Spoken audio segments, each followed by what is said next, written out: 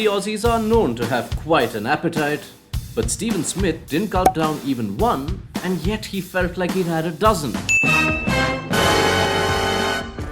That's how strong a pitcher Jofra Archer served. In all seriousness though, that's Stephen Smith recounting his grogginess as a result of being hit by Archer's bouncer back in 2019. That day at Lord's, Archer was steaming in and hardly ever bowling below 90 miles per hour.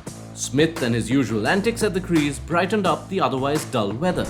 He was batting on 80 when he copped one from Archer in the back of his head, falling flat on the ground.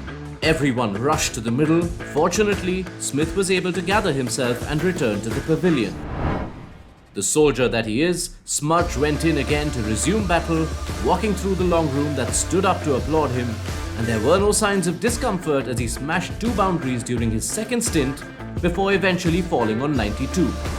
But Smith recalls the concussion kicked in once he'd settled down in the dressing room, and according to him, the effect was as intense as that of a hangover caused by bottling down a dozen beers. He couldn't take any further part in the test. In the second innings, Marnus Labuschagne, who wasn't included in the initial playing 11, came in to bat in place of Smith, in the process becoming the first ever concussion substitute in the history of Test cricket. Smith is now back at Lord's after nearly 4 years. His nemesis Archer isn't around this time, but Smith has carried on from where he left, notching up a 32nd Test 100, his 12th in the Ashes, putting him second only to the Don.